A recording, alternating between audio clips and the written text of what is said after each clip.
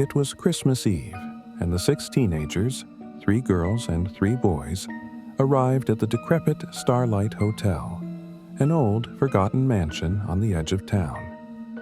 Their school had organized a winter competition, where groups of students had to solve clues hidden around the hotel to win a scholarship prize. But the moment they stepped out of their car, they felt something strange in the air. The hotel was eerily quiet, its once grand facade now crumbling with age. The windows were tinted, and mold had overtaken the walls. The cold wind whipped through the empty courtyard, carrying a faint, dissonant melody, like a distant Christmas carol playing on a broken record. "We have to solve all the puzzles by midnight," said Clara, the leader of the girls, her breath fogging in the cold. "Let's get this over with." Her friends, Sophie and Mia, exchanged uneasy glances. Mia whispered, "Do you think the rumors are true about the girls who went missing?" "Rumors are just stories," Sophie muttered, trying to sound confident. "But if there are ghosts, we'll just solve the puzzles faster and leave. Simple." The boys, Jake, Ethan, and Noah, looked at each other, clearly excited by the challenge, but even they couldn't shake the chill in the air. The front door creaked open on its own as if inviting them inside. Inside the hotel, the atmosphere was even more oppressive.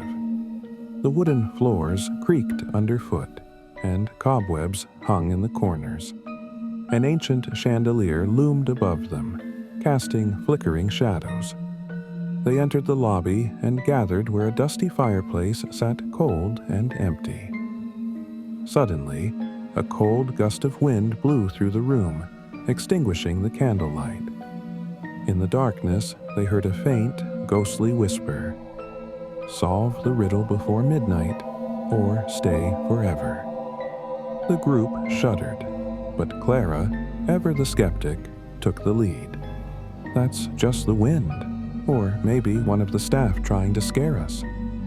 Jake pointed to a piece of old paper pinned to the wall. It read, "Take what you need. To find the next clue, you must seek the room where the bells toll thrice. Only then shall you find what you seek." Ethan's face lit up. "The bells? There's a tower in the back of the hotel. Let's go check it out."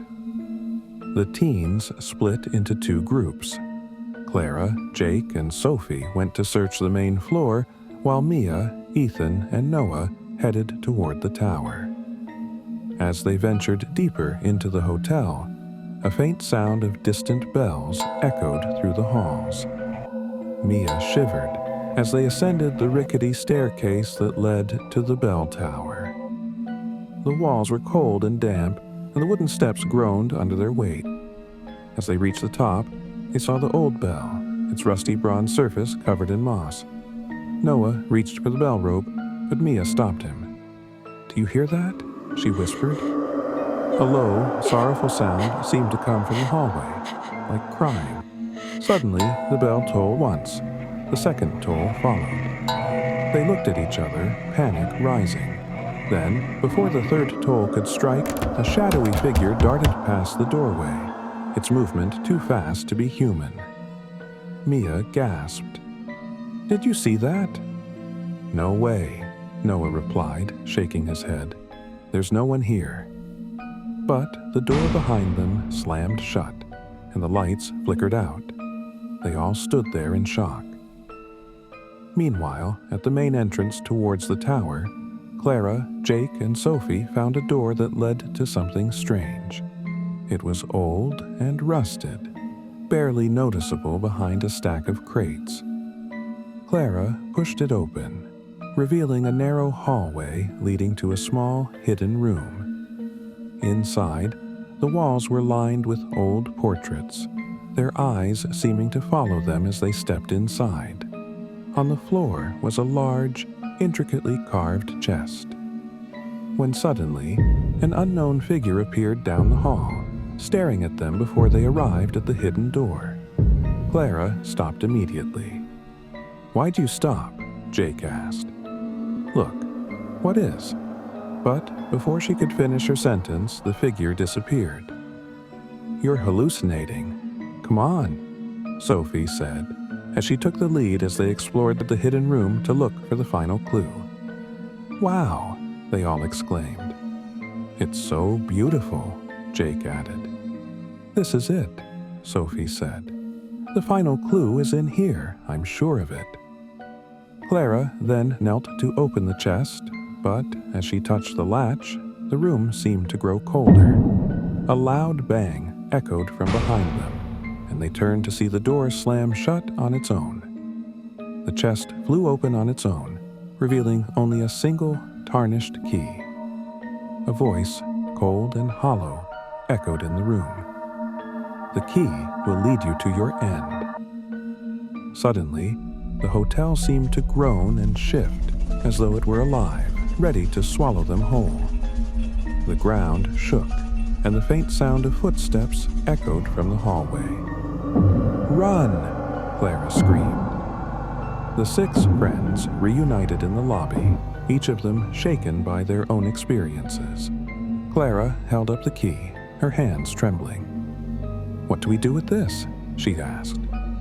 "We need to find where it fits," Jake said, looking around. "The riddle. Find the room where the bells toll thrice." Ethan's eyes widened. The bell tower. The key must fit there. They raced back to the tower, and when they reached the top, they found a hidden door beneath the bell. Mia inserted the key, and the door creaked open to reveal a secret attic, filled with old, forgotten decorations.